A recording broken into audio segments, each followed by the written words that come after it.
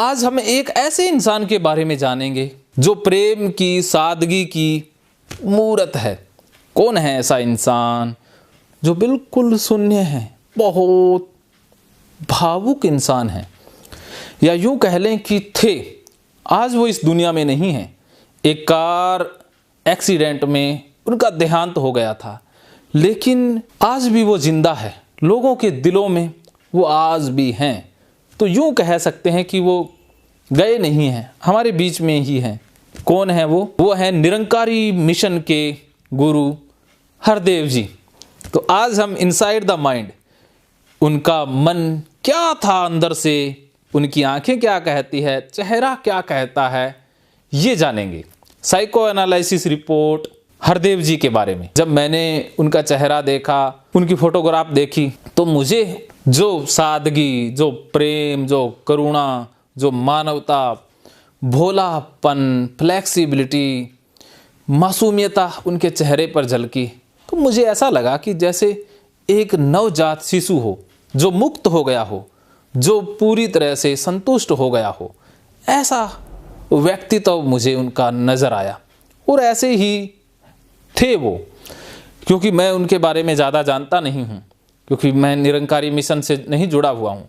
लेकिन जब फोटो मेरे सामने आई तो मुझे लगा कि इस इंसान की सोच, इस इंसान का व्यक्तित्व, इस इंसान का अचेतन मन या आंखें क्या कहती हैं, ये सबको पता चलना चाहिए। अब हम बात कर लेते हैं 7 पॉइंट की, विजन और मिशन की।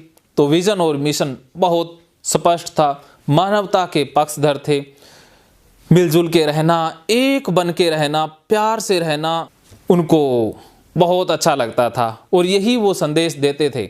मैंने उनके लेक्चर ऑडियो वीडियो नहीं सुने हैं, लेकिन चेहरे को जब पढ़ा तो मुझे लगता है कि वो एक सूत्र में बांध के रखते थे। उनके मन में दो का भेद था ही नहीं कि ये मेरा है, ये तेरा है, ये हिंदू है, ये मुस्लिम है, ये सिख है, ये ईसाई है। ऐसा उनके अंदर कुछ नहीं था। मिशन से जरूर जुड़े हुए थे, लेकिन उनका शरीर मिशन से जुड़ा हुआ था। वो तो मुक्त ही थे। तो उनको एक ही फिक्र थी, उद्धार, मानवतावादी दृष्टिकोण उनका था कि प्रेम फैले, भाईचारा फैले, सब एक बनकर रहें, बस एक ही होकर रहें। ये उनका विजन और मिशन था। यही उनके अंदर था। लोगों को तंग करना, मारना या दगा देना, लालच फरेब तो उनके अंदर कोसों दूर तक दिखता ही नहीं है। बहुत अच्छे इंसान थे। उसके बाद ईगो की बात कर लें, ईगो तो उनके अंदर था ही नहीं। पूरी तरह से मासूम, ईगो रहित, अहंकार शून्य व्यक्तित्व था उनका। अपने विचारों के प्रति या अपनी किसी भी धारणा के प्रति कोई अड़ियलपना उनके अंदर नहीं था, बिल्कुल साफ स्पष्ट। उसके बाद फ्लेक्सिबिलिटी की बात करें तो बहुत फ्लेक्सिबल, जो कुछ कहते थे बस कह देते थे। उसके प्रति अहंकारिता नहीं थी कि मेरी ही बात सही है। अपनी बात कभी थोपते नहीं थे, बस अपना पॉइंट ऑफ व्यू रखते थे कि ऐसा है। और मुझे ऐसा लगता है कि वो बातें रखते ही नहीं थे, कि बोलते तो थे ही नहीं। उनको तो बुलवाना पड़ता था कि गुरुजी बोलिए, तो वो तो ऐसे बैठे हैं तो भी मौन रहते थे। बस एक वो कहते हैं ना, नवजात शिशु की सी मुस्कुराहट, हंसी उनके चेहरे पर रहती थी। वही था उनका असली व्यक्तित्व कि खुश रहो, अच्छे रहो, प्यार से रहो। कोई तर्कवादी दृष्टिकोण उनका था नहीं। तर्कों में उलझना, तर्क देना उनको आता ही नहीं था। तर्क से बहुत दूर थे।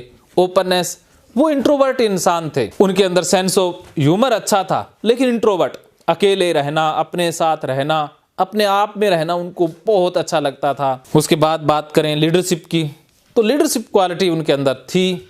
वो अच्छे लीडर थे, लेकिन रोब नहीं मारते थे या किसी को दबाना, किसी को नीचा दिखाना उन्हें आता ही नहीं था। सबको बराबर लेकर के चलते थे। तो असली लीडर हुए हैं। असली लीडर उनको मैं कह सकता हूँ। उसके बाद अगर बात करें एंग्जाइटी लेवल की, तो वो अपने आप में मस्त रहते थे, दूसरों की चिंता करते थे। भावुकता का स्तर उनका अच्छा था। इमोशनल इंसान थे, लॉजिकल बिल्कुल भी नहीं थे। तर्कों में उलझाना उनको आता ही नहीं था। प्यार, बस उनके अंदर एक प्यार ही था, बस प्यार ही झलकता था। उनका ऑरा बहुत स्ट्रोंग था। जो इंसान उनके पास चला जाए तो शांत हो जाता था, मुक्त हो जाता था। ऐसे कि एक शांति, एक ठंडक महसूस होती थी। आंखें बिल्कुल निश्चल थी, बस एक स्पष्टता थी। जो उनको देख लेता था बस देखता ही रह जाता था कि अरे इतनी सादगी, इतनी शांतमयी छवि कुछ है ही नहीं। क्योंकि कुछ लोग अहंकारी होते हैं, जैसे आचार्य प्रशांत, तो उनका ऑरा भी बहुत तनाव में ले आता है, जैसे इंसान को जैसे अग्रेसिव सा कर देता है। लेकिन ऐसा उनके अंदर बिल्कुल नहीं था, शांत कर देता था। उनका होना बिल्कुल ऐसे जैसे शांत कर देता था शरीर और मन से। ऐसा कहें कि कोई उनके सामने जाए गुस्सा लेकर के तो उनके चरणों में नमन हो जाता था। जैसा हम सुनते आए हैं, बुद्धम शरणम गच्छामि, ऐसा ही उनका प्रभाव था। अंतिम पॉइंट की बात करें, लॉयल्टी, बहुत लॉयल, बहुत ईमानदार, बहुत स्पष्ट इंसान थे। धोखा, दगा या अपना ही मिशन आगे बढ़े, ऐसा उनके अंदर नहीं था। उनका था कि मानवता आगे बढ़े, मानवता में सुख शांति आए, किसी भी तरीके से आए, बस आनी चाहिए। तो कंपटीशन की भावना, दूसरों को पीछे करने की भावना बिल्कुल भी थी ही नहीं। तो आपको ये रिपोर्ट कैसी लगी मुझे ज़रूर बताइएगा।